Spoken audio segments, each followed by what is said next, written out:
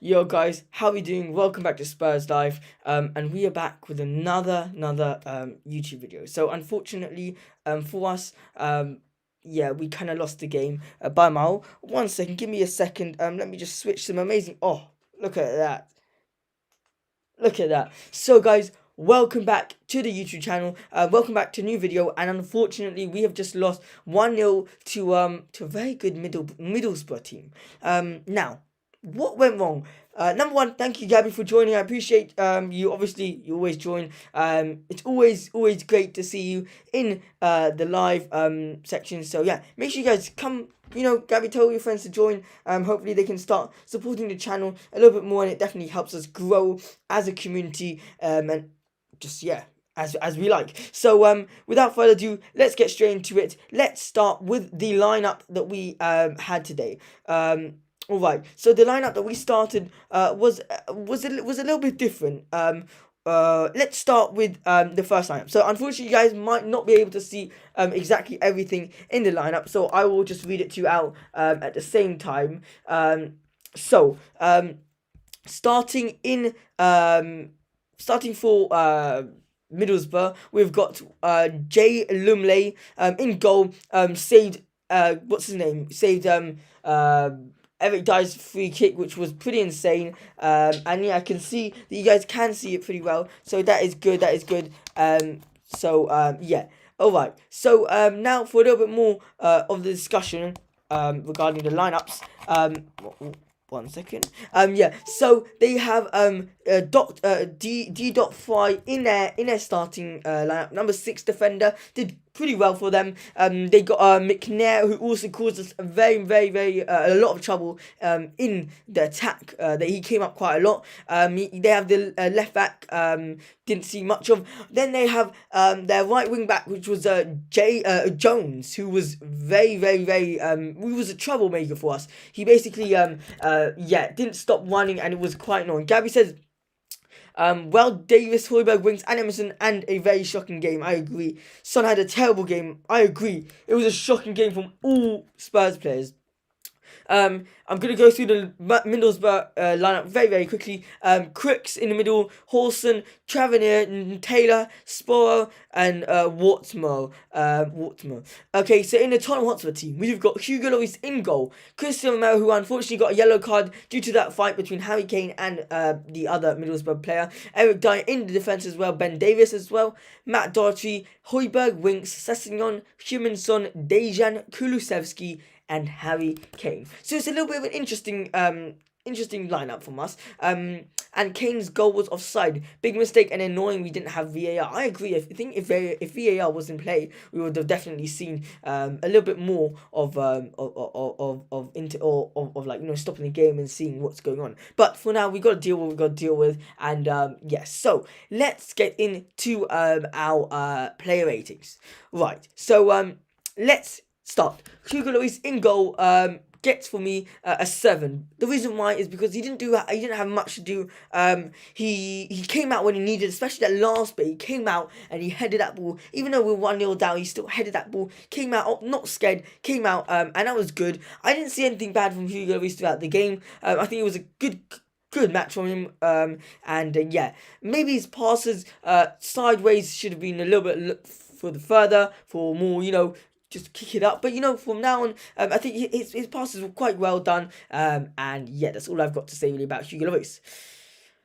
Christian Romero, he gets a 7 for me, except for the last attack on in the 90th minute. He had, and he did not headed that ball. He didn't clear it, and the striker or the left winger came running. I think that was who was it? I think it was Taylor. Oh no, it was Tavernier who just took the ball and started driving forward after the Christian Romero mistake. I still think that was a good one. I still don't think that was a terrible one from Christian Romero. He should have done much better and control the game. But Christian Romero did look for the passes forward. He did look for opportunities to attack them, but unfortunately he did not find them. So he's getting for me a 7. Obviously he had a solid game, helped the defense a lot, saved a lot of tackles. Got the balls off a lot of players most of the times, but yeah. So Eric Dyer gets him with 6.5. The reason being is because he did well, yeah. But the most important thing was he did not move the ball forward, and it drives me crazy. You see, Sessignon will get up to him very, very soon. His runs were incredible, but Dyer just didn't pass the ball to him, and it was very frustrating from my point of view. Romero and Dyer 7, yeah, I agree in a way. Gabby says 6 Loris are, everyone in their own decisions. So yeah. Okay, so Ben Davies gets a 5 for me. Very, very poor performance from him. I think there was many times where he could have clipped it to Ryan Sessegnon once again, but unfortunately he did not do so. He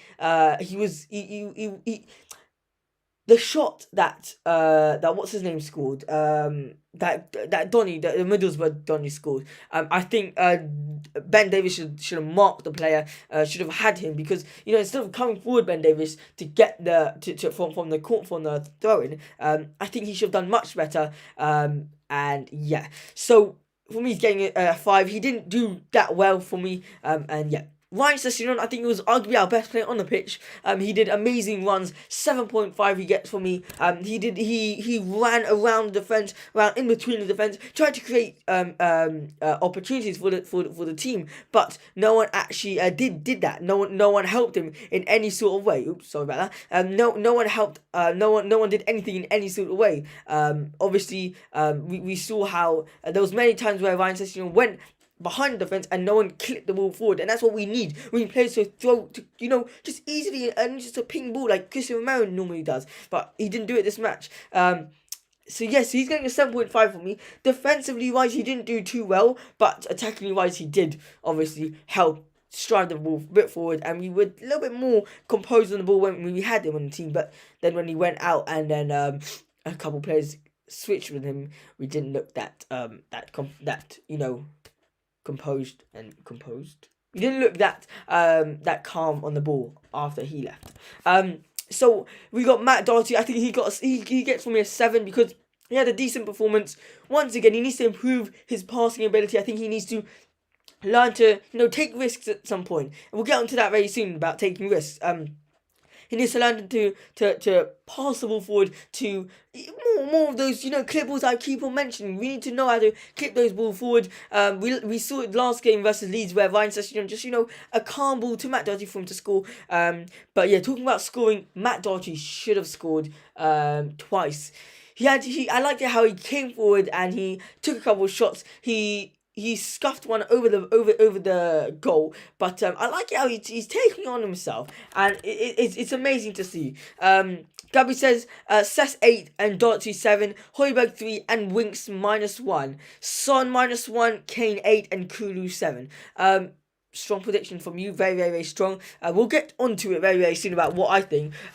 But yeah, so moving swiftly on, Pierre-Emile Højbjerg gets from a 4.5. I'm starting to get really annoyed with his performances lately, because he's been passing the ball backwards, and I just drives me mad. When you're having 2 in the midfield, you can't be passing the ball forward. You need to try to create as much as you possibly can, because you have two in the middle. You got 3 out wide.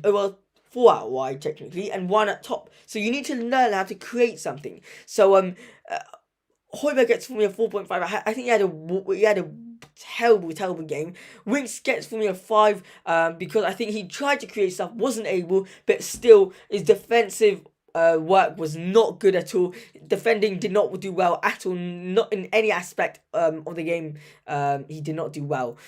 So yeah, Dejan Kulusevski gets a 4. Whoa. Oh yeah, Dejan Kulusevski gets a 4 for me because I didn't see much from him.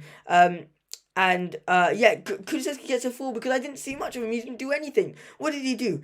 He barely had a game. He barely touched the ball. I think that's a little bit harsh for me to give him a 4. But I think in general he did not have a good game at all. He could definitely do better. He had a couple of shots, yeah, but after all, I didn't see much of him in the game at all. So yeah, Heung-min Son gets a 3 for me. Arguably the worst performance I've seen him play in a Tottenham Hotspur shirt, and yeah, it was just abysmal to see him play. He should have scored 3 times for us. He should have headed that straight into the bottom corner stronger. Come on, you got much more power. He should have scored. And yeah, not gonna lie, I was expecting this, so I'm not upset. I think this is good for us since now we can focus on the Prem and top 6. well, you say that, but I mean, oh, Spurs. I mean, I can't express how I feel right now. I think everyone here knows how I feel, and it's just sad. It's really is sad. All right, Harry Kane gets a 6 for me. We see how he came back to try and take the ball, but he didn't create much space. His passing ability today, I don't know if it was just me, but his passing ability wasn't that accurate today. Especially down to Doherty today. He tried to pass one down to Doherty, wasn't accurate at all. His headers as well. I don't get it. He tries to header the ball, but it doesn't get to anyone. So that's a little bit something I'm not gonna lie. I'm not too keen about. But except with that, it is what it is. He didn't get the service he normally gets, and he couldn't create anything because Son wouldn't run. So yeah, that is my player ratings for Tottenham Hotspur versus Middlesbrough. The 1-0 defeat. And yeah, so just before we end the live, I know it's a very, very short one because we actually lost the game. Let's take a view of the team stats that has happened. Yeah. Let's have a look at the team stats. Sorry, I don't have the picture right now. But we will do for next time. I'm just improving it. So yeah, let's get in straight to the team stats.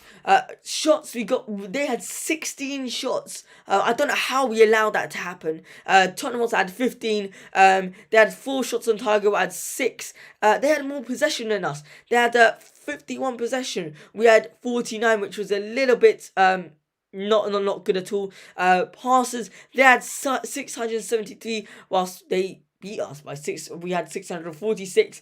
They had 83% pass accuracy. We had 84% pass accuracy. We committed 12 fouls. They committed 9 yellow cards, 1 for each team. 0 red cards between the team. 6 offsides from us. We each second got an offside, and it drove me crazy. Harry Kane was offside once. Dejan Kulusevski was off once. Sonny was off once. I can't believe it. Corners, we had 6 corners. Middlesbrough had 4. It's a little bit weird how in all our corners we can never pass the first man, or if we do pass the first man, something always spins it a bit too wide. And I think Harry Winks should be on the corners. I think he's a much better free kick taker. So yeah. Hoon says, man, life as a Spurs fan, how are we this inconsistent? Spurs mate, Gabby says, I get bullied again, here we go. Listen, we're all like that. We all get bullied for being a Spurs fan, and it's what it is. We stick with our club because, once a year, always a year, and that's how it is.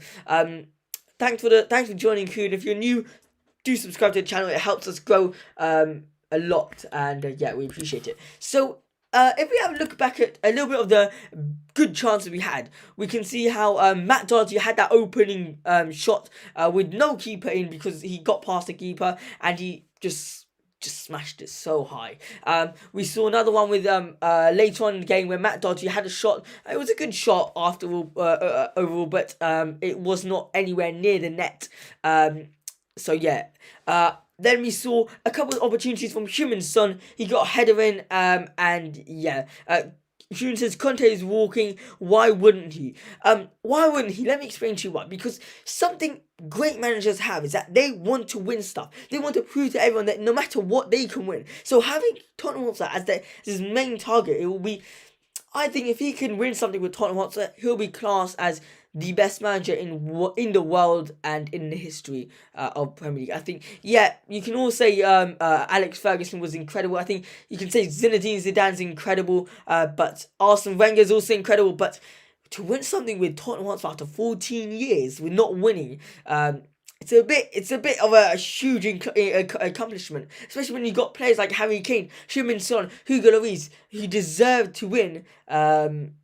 Yeah. Now, Gary says, now he's not. The man literally said that message to threaten us to make us better. I agree. That message was to threaten us and to make us better. And I think it did in a way. But then we screwed up against Middlesbrough, which was a pretty weird. And not gonna lie, I think it was coming. We all knew this was coming. We got 7 views, so make sure you guys comment who it is, so we can give you guys shout outs. And if you're new, subscribe to the channel.